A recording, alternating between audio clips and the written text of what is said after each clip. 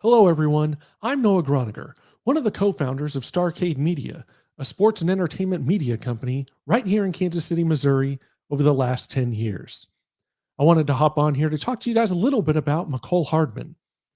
We've had the chance and the pleasure to run into Mecole a few times, and he is one of the best people that you will meet or interact with. Just a great personality, very personable. My problem with him is on the field. I mean, the jet sweep guy, the gadget guy, but can he run routes? Not really. Him and Mahomes are just not on the same page, doesn't really locate the football as we saw in Super Bowl 55. Twice down the field, just could not locate a deep ball from Patrick Mahomes.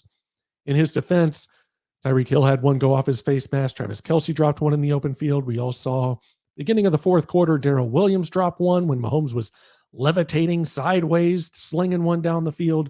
And that went off his face mask. Otherwise, maybe the Chiefs get back into the game. But this is about Mecole Hardman. And man, we had a chance to draft DK Metcalf in 2019, and we passed on him.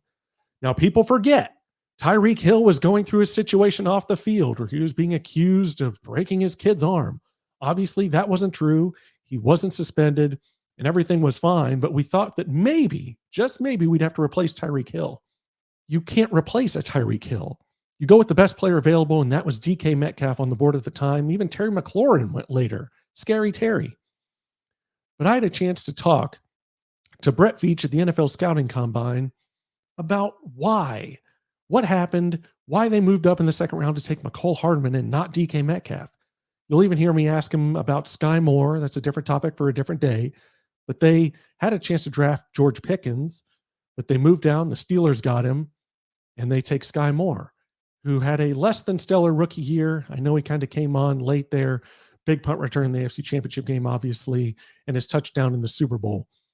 But we all know about the muff punts. But I'm getting off track here. This is about Mecole.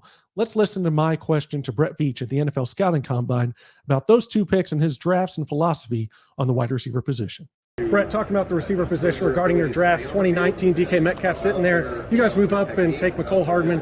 Last year, George Pickens is sitting there. You move down. Steelers take him. You guys take Sky Moore. Yeah. Just can you talk about those two kind of draft picks and kind of decisions, and then your overall philosophy on the receiver position? I don't think that, the physical attributes in regards to, we're looking for good football players, and we're also looking for, a room fit, a cultural fit, how they fit with our coaching staff. I mean, there's so many things that we take in consideration, every year when you have these drafts and you see whether it be a mock draft or guys listed on the board. I mean, I think people tend to forget that, there's a lot of dialogue. It's not like Chiefs like smaller receivers. Yeah. No, I mean, we like good football players, but do they pass the medical? Do they pass, the interviews with our coaches, with our offensive coordinator, with our receiver coach, with our head coach? Is the chemistry there? Do they feel like they'll be a good blend in our locker room with our current receiving group? So there's a lot of things that factor into it. And, I think in both those cases, I think we felt like the fit from the health, medical grades to the, how they interviewed with us and, how we thought they'd come in and catch on quickly and how we can move them around, things like that. I think we take all that in consideration, and sometimes there are factors, and I'm not saying anything to do with those two guys, but just as a whole, I think there's a lot of underlying information that we have to just be accountable for, and sometimes they move you in a different direction, and you continue to just move on and learn from each experience. Thank you. Yep. Okay, Brett. So DK had some medical concerns. George Pickens, maybe he wasn't a good locker room fit. They're both better players than the two that you drafted. You say you wanted good football players? Well, you didn't draft him at the receiver position.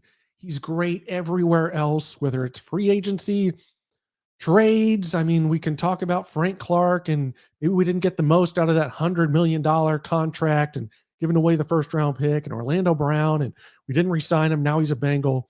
But those still worked out. We got Super Bowls, and they were integral parts on the road to those Super Bowls. People say, well, Mecole Hardman was too. What about the punt return against the Texans? And just everything that he did against the 49ers and the big catch against the Bengals in the AFC Championship game, those two games this season. But man, if you just look at it, he's not that much better than Dexter McCluster. I'm going to throw up these stats here. 58 games played for Dexter McCluster, 2,162 combined rushing and receiving yards. 57 games played for Mecole Hardman, 2,213 combined rushing and receiving yards, both over a 4-year span. Both spent 4 years here in Kansas City before they were both unceremoniously shown the door. Mecole's only making up to $6.5 million with the Jets this upcoming season. That's up to. We haven't even heard what his base salary is. That's incentives. If he stays healthy, if he plays, maybe if they make the playoffs, just his numbers. So there's a lot that goes into even getting to that 6.5. That means that the Chiefs could have easily done this deal. They could have done a deal for Juju. They said, nah, we're okay. We know what we saw last year, but I think we're going to go in a different direction. Hopefully, as a lot of people have talked about, that's DeAndre Hopkins or maybe even Odell Beckham Jr. But this Mecole Hardman thing has not worked. It didn't work. I haven't liked it from the get-go. So the last thing I have to say about Mecole Hardman or to Mecole Hardman, love you off the field, my friend, but on the field, leave me alone. Go away. Leave me alone. Take us home, Leslie Gore.